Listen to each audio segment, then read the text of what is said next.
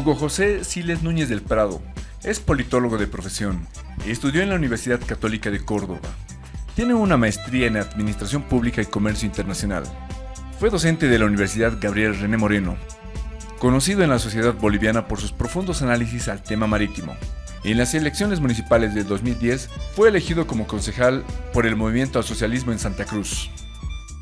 Durante su permanencia en el Consejo Municipal, denunció actos irregulares de la gestión de Percy Fernández, lo que le causó confrontación con él mismo y sus aliados. Tras la invitación del presidente Evo Morales, el pasado 23 de enero, Hugo Siles es posesionado como ministro de Autonomías, bajo la consigna de que en tanto los departamentos no tengan sus estatutos autonómicos y los municipios sus cartas orgánicas, no se puede tener una efectiva descentralización en el país.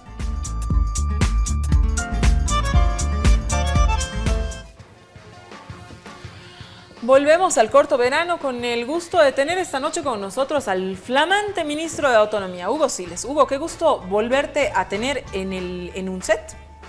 Buenas noches, Susana, muchas gracias por la invitación.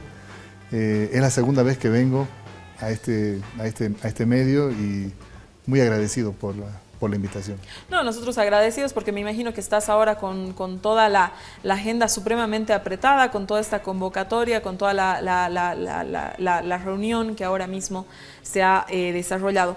Hugo, yo quisiera que un poco para que la gente te conozca y conozca tu perfil, nosotros queremos conocer cuál era tu postura en el 2008 en cuanto al tema de las autonomías. Te pregunto esto porque hubo una polarización entre Santa Cruz y La Paz muy fuerte.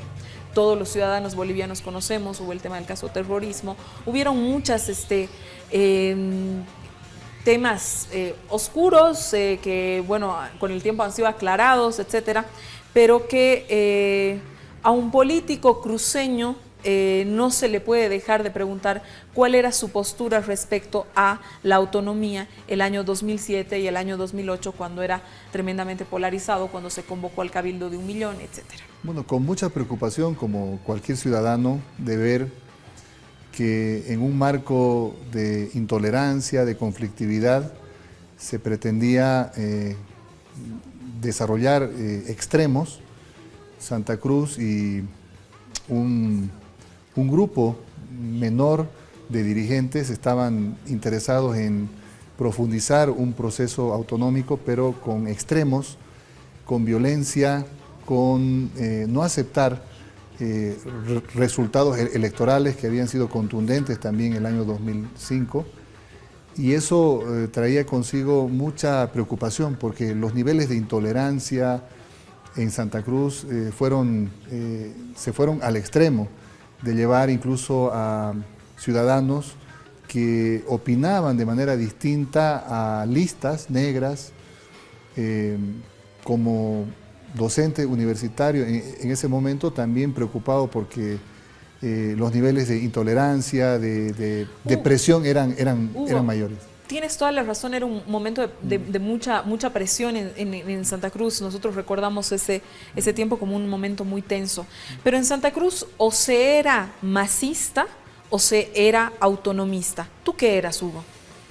Bueno, yo estaba más abocado a la universidad, pero mirábamos con mucha pasión también el proceso de cambio.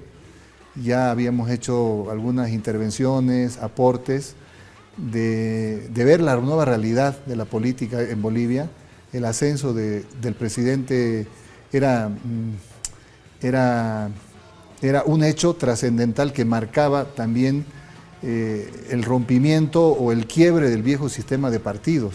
Entonces todo ese proceso, un poco en el análisis politológico, también la mirada de Bolivia desde afuera, era una pasión, era parte de mi trabajo y ya estábamos muy consustanciados con este proceso de cambio y el desarrollo que tenía precisamente resistencias internas, conflictividad, y estábamos desde la academia mirando tal vez un poco más cómoda, ¿no?, la posición, pero siempre con una observación aguda sobre los cambios que ya Bolivia mostraba, ¿no? En algún momento también Gabriela Montaño señaló, y lo hizo también Betty Tejada en alguna oportunidad, de que tuvieron dificultades incluso para caminar libremente por la ciudad porque se sentían bastante agredidas por la sociedad. Quemaron la casa de Gabriela Montaño. En el 2008 quiero recordar, Jorge, que ahí Gabriela Montaño tuvo que sacar volando a sus hijitas, etcétera, que eran muy pequeñitas. Ella lo contó en una entrevista que en una oportunidad le hice, que le quemaron la casa. Un extremo de absoluta intolerancia. En aquellos momentos, en Santa Cruz, donde todavía las fuerzas que eran opositoras al movimiento al socialismo tenían una fortaleza mayor que el mismo movimiento al socialismo, ¿a ti te ha pasado, Hugo, esto de sentirte también en esos momentos apartado de la sociedad o que te miraban con desconfianza por algunas posturas políticas proclives, favorables a lo que el movimiento al socialismo ya había empezado a hacer en Bolivia?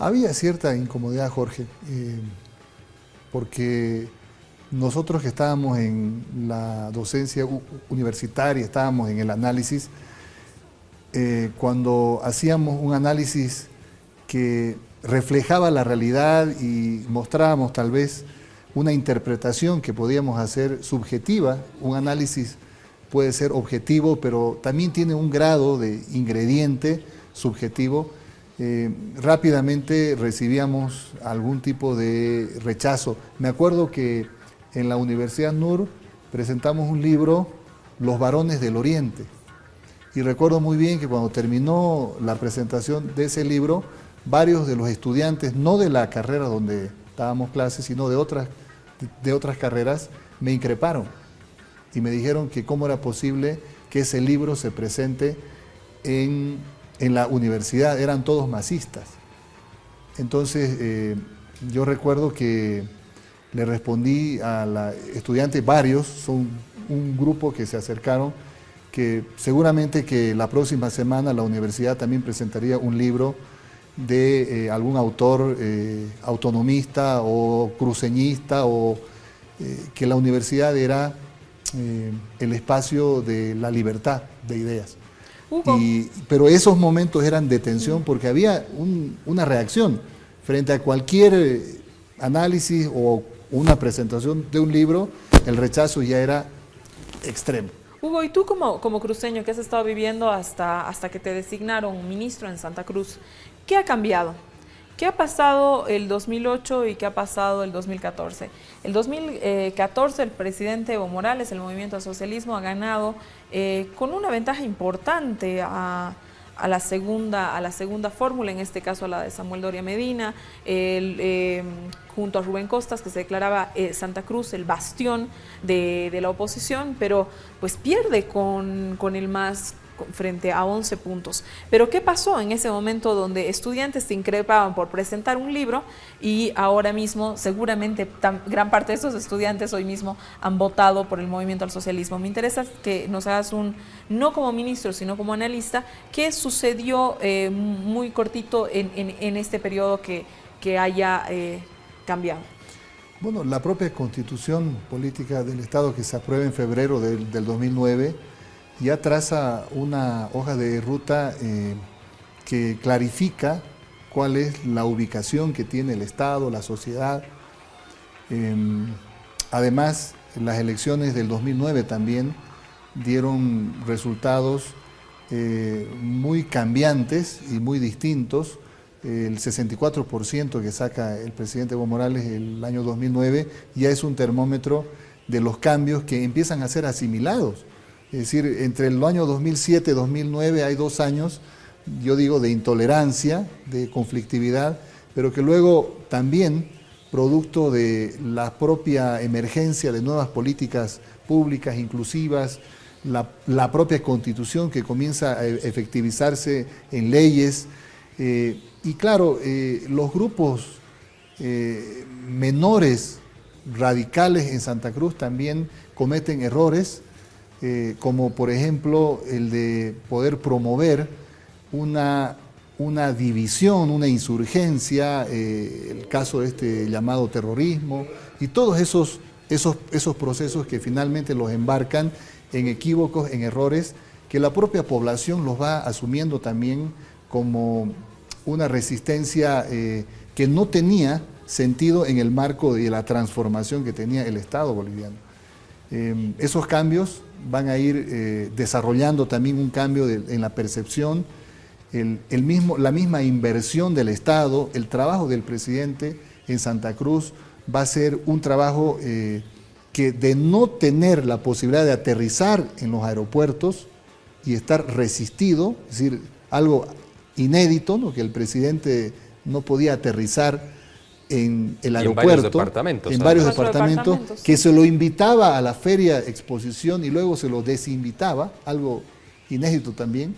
En todo ese proceso hay también un cambio de actitud, de percepción de muchos ciudadanos que empiezan a visibilizar que los logros, los aciertos de las políticas públicas, el trabajo del presidente, ese viejo mito de que el presidente no quiere a Santa Cruz va quebrándose, va cambiando, porque finalmente los resultados de octubre del año 2014 muestran de que por lo menos un 20% de la población que votó en contra se sumó luego, mucha de esa población es de clase media, de sectores que otrora fueron los que más resistieron. Entonces hay un cambio de percepción producto del trabajo también del presidente en Santa Cruz, el trabajo que empieza a mostrar resultados, la economía comienza a dar satisfacción, no solamente en lo individual, sino en las empresas, en lo colectivo. Todo eso tiene necesariamente que incidir. Yo me acuerdo que en las elecciones del año pasado, yo estuve en varios recintos electorales haciendo un monitoreo y a diferencia del 2009, que todavía había algunas caras de preocupación en el momento de emitir el voto, el 2014 yo veía, Jorge, una distensión, la gente con sus mascotas, riendo, yendo a votar. Esa cara mostraba un cambio significativo en la percepción. La gente fue contenta a emitir su voto, fue distendida. No había ningún riesgo de violencia como en el pasado. Hugo, con tu nombramiento como ministro de Autonomía se te ha conferido una tarea que es gigantesca ahora y que en estos días, y ya hoy por la mañana, ha tenido su punto más alto, que es la construcción del nuevo pacto fiscal en Bolivia. Pero hemos escuchado a Raimi Ferreira en declaraciones a través de los medios de comunicación señalar de que este era un tema que el gobierno lo iba a tratar con posterioridad a las elecciones subnacionales. Y también te habíamos escuchado en algún momento a ti referirte de esa misma manera, de que este tema era mejor dejarlo una vez que hayan pasado esta etapa electoral. Sin embargo, el país se ha visto sorprendido con una rápida convocatoria hace unos días atrás de parte del presidente y también desde tu persona, que ya se ha empezado a trabajar el pacto fiscal. ¿Qué tan oportuno ha sido modificar los tiempos? ¿Por qué han cambiado los criterios que tenían antes y que se los ve hoy en día?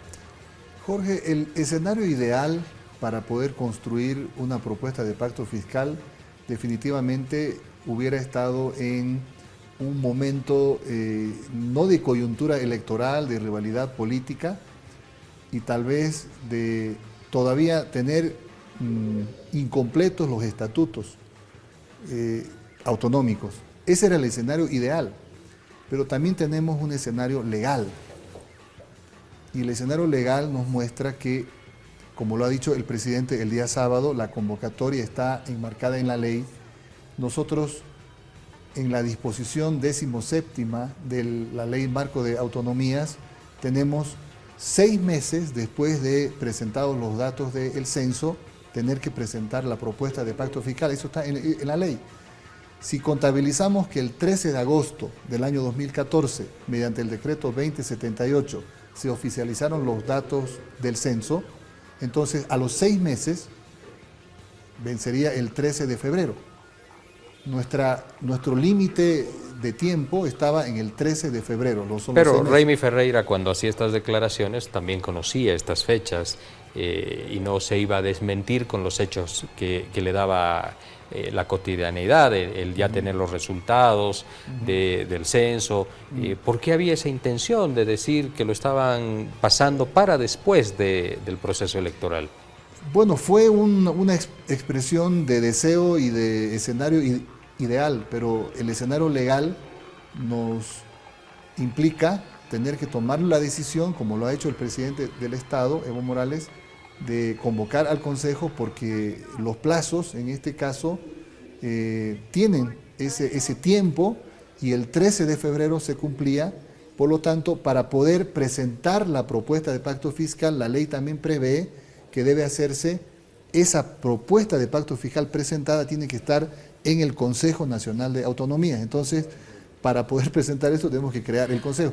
Yo sigo diciendo que el escenario ideal sería post-elecciones, sigo diciendo que era oportuno que las gobernaciones tengan sus estatutos, pero nos corren también los plazos y debemos asumir. No solamente sus estatutos, sino que de pronto ustedes tienen el día de hoy una reunión con una cantidad de autoridades que hoy son a consecuencia de renuncias fundamentalmente, hoy son gobernadores, etcétera, pero que en los próximos 90 días van a dejar de serlo, ¿no? Porque van a ser autoridades, ya van a existir autoridades electas. Correcto. Eso deslegitima las propuestas de estas autoridades, de estos gobernadores que han llegado a la ciudad de La Paz, y conflictúa el avance del proceso. Esto, Hugo, te lo remarcamos en el entendido que tú sabes ahora mismo que estás empezando una nueva gestión, ¿no? Que todo lo anterior uno le puede dar continuidad en la medida de lo posible. Es decir, uno como autoridad también debe enterarse, empaparse antes de firmar cualquier acuerdo, etcétera, ¿no? Un poco la preocupación que se tiene alrededor es justamente cómo las autoridades ahora mismo interinas, que no necesariamente han sido elegidas, pues ellas por el voto del ciudadano en muchos de los casos, ¿no? Como es el caso de Santa Cruz, cómo se le da continuidad a un proceso que es tremendamente importante para las gobernaciones y las alcaldías, cuando las autoridades con quien ustedes hoy han negociado, van a negociar, etcétera, se cambian en 2 meses. Yo creo que más allá de que los gobernadoras sustitutos, como así se denomina, no tienen el mismo grado de legitimidad que podrían tener las autoridades electas después del 29 de marzo, pero ya expliqué que las razones son estrictamente el cumplimiento de la ley. El año 2013, la gobernación de Santa Cruz, el ex gobernador, hizo un proceso de cumplimiento, acción de cumplimiento. Entonces, nosotros no podemos estar al margen de la ley. Ahora, el proceso de pacto fiscal o esta hoja de ruta que se está trazando no se va a definir en 3 meses. El proceso va a tener una duración, porque estamos hablando de etapas que tiene la propuesta de pacto fiscal. 5 etapas al menos, que se deben desarrollar con todo un contexto también de voluntad política, de concertación y de consenso. Jorge, las decisiones del Consejo Nacional de Autonomías son de consenso. Entonces, debemos encontrar de que la propuesta de pacto fiscal es una metodología para poder trabajar todos los aspectos que tienen que ver con el proceso autonómico, principalmente referidos al gasto, la mejor administración de la inversión, los recursos, las agendas, la priorización de los temas y el análisis y las fuentes de los recursos. Entonces, vamos a trabajar, probablemente sí tengamos en el tiempo que sentarnos con nuevas autoridades.